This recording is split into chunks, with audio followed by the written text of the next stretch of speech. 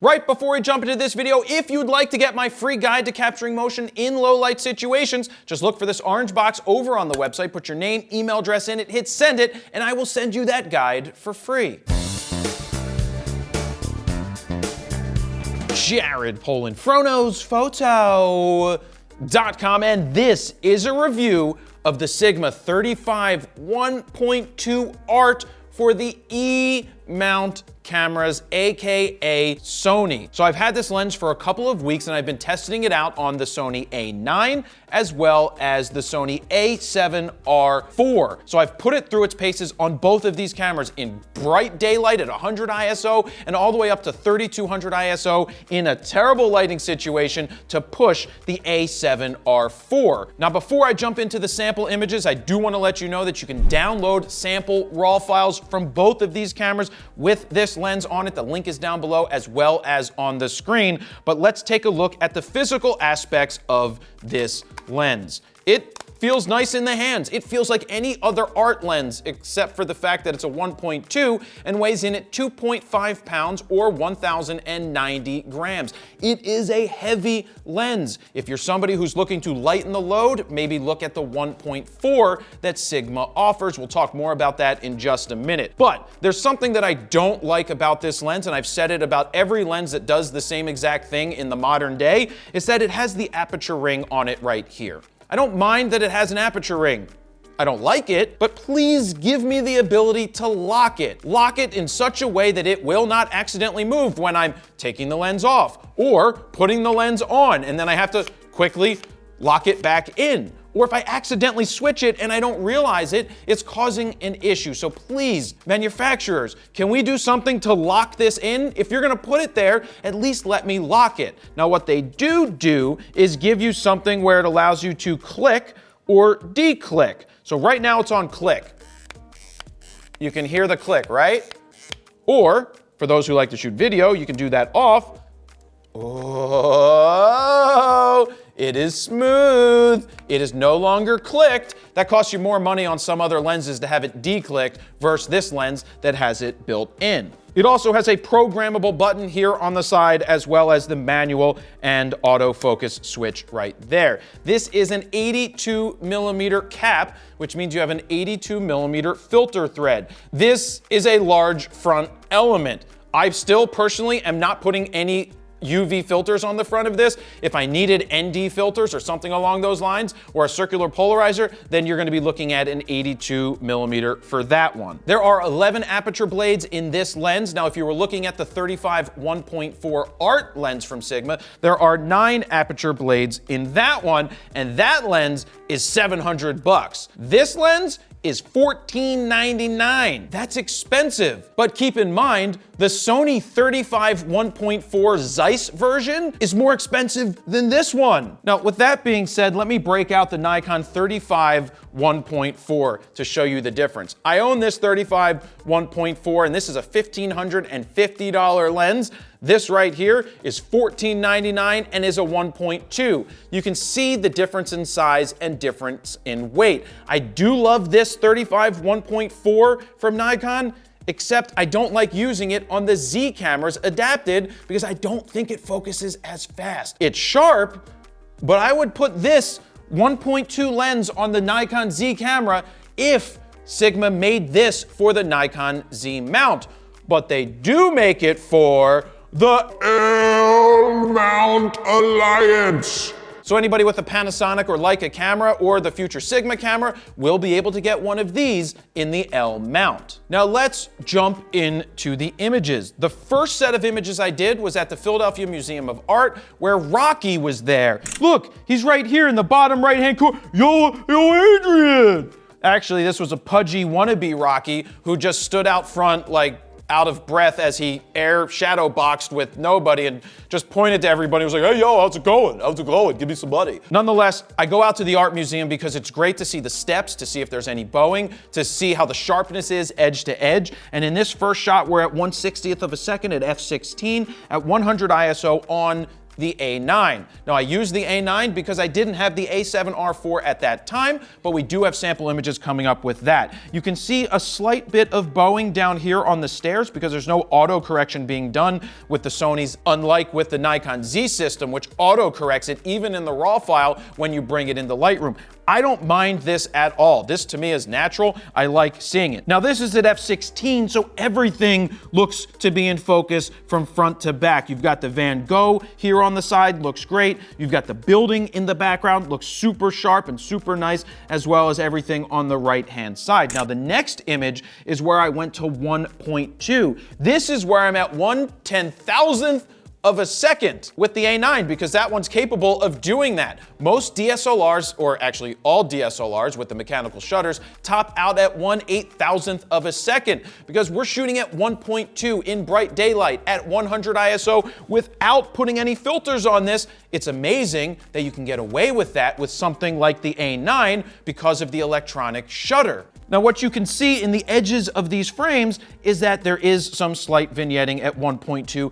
I've never given a shit about vignetting around the lenses. I don't care, it's about the subject. In this case, I was focused in on this family getting their picture taken right on the stairs, and they're nice and sharp. And as you move to the top of the frame, you can see how the art museum in the background does start to blur out because we're shooting at 1.2. You're not always gonna shoot at 1.2, but when you do, it's gonna look pretty good if you can nail your focus. And with these Sonys, focus is so much easier than with some other cameras. Now here's a close focus up on this statue out front of the art museum, and I kind of picked this shot because you can see that that's at 1.2 on the statue, and the rest of the building just blurs out. Usually with 35s, you're not able to do that unless you get super close to the subject to blow out the background. In this case, it's looking awesome. I love that shot. Let me jump in here real quick and say that the images that you're seeing on the screen right now not only were taken with this lens, but they were edited using FroPack 1. To check out FroPack 1, go to FroKnowsPhoto.com/presets, where you can play with the sliders to see the befores and afters. And don't forget, they are currently on sale for 40% off. So now let's jump back into the review. Now the next set of images is what I'm really excited about because Dan, our editor, brought his son Little Dan into the garden to get pictures with the 35 1.2, and I used the A9. In all honesty, I think he brought his kid just so he could get some free photos, which is probably true. But that's okay because I needed a subject to get photos with to see how this would work. Because one of the things people say is these third-party lenses may not focus as fast as the native Sony lenses.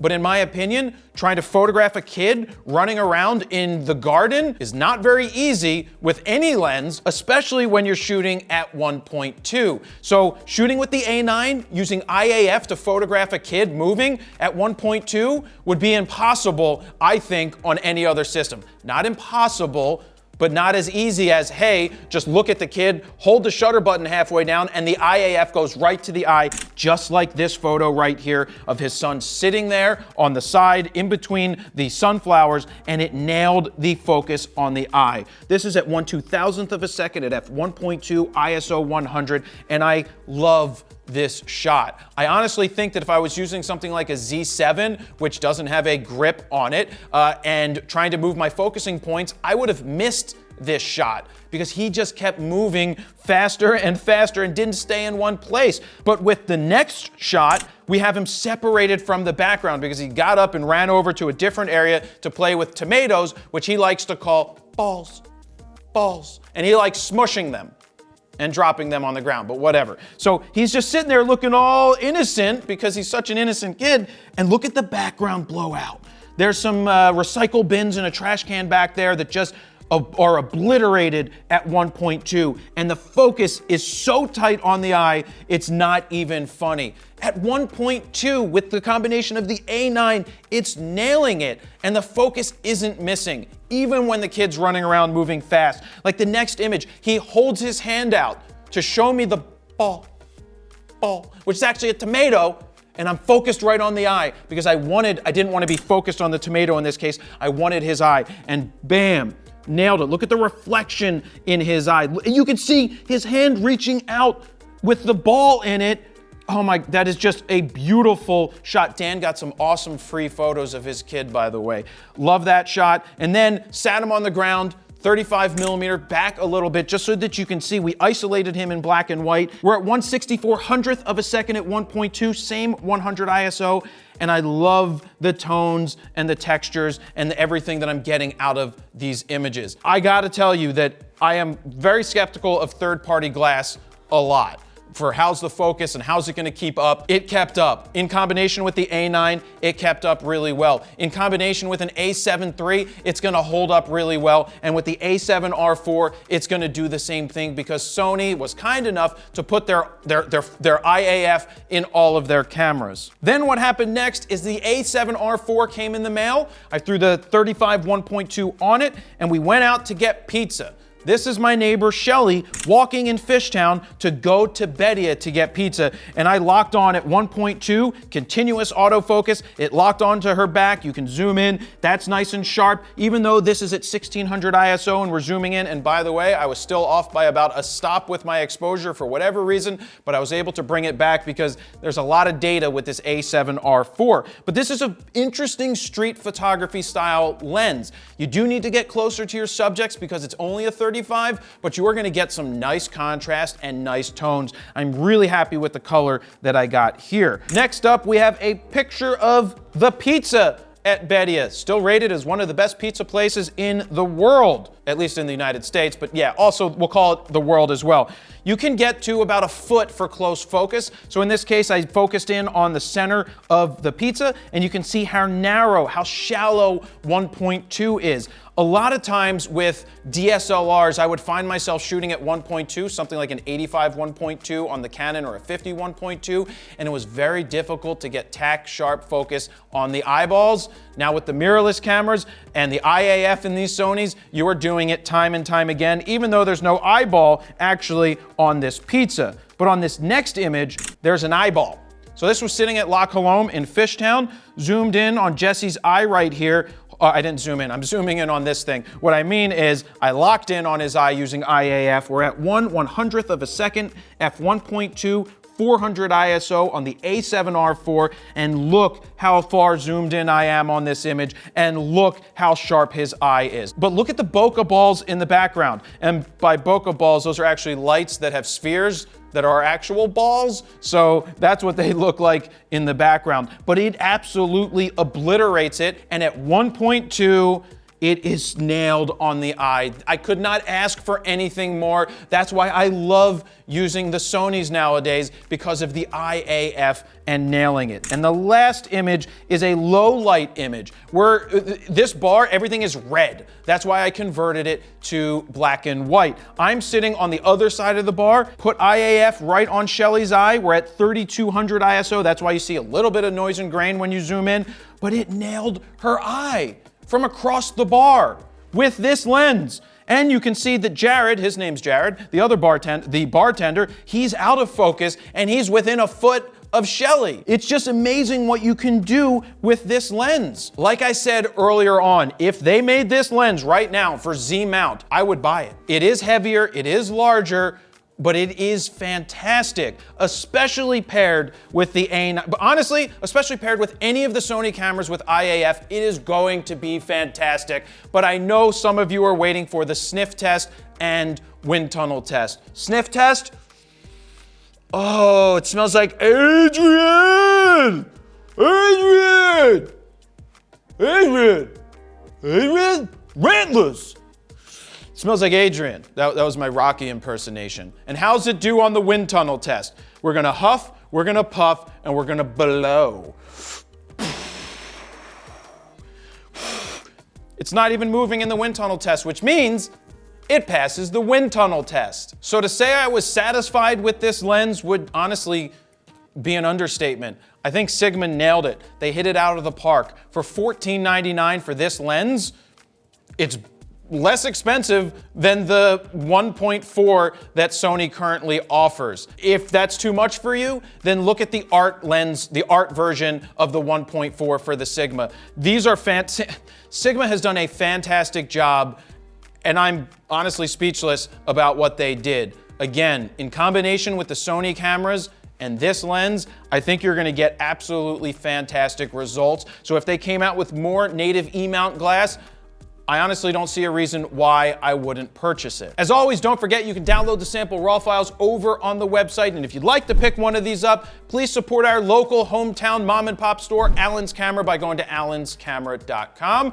And if you have any questions or concerns or comments, please leave them down below. And that is where I'm gonna leave it. Jared Polin, FroKnowsPhoto.com. See ya.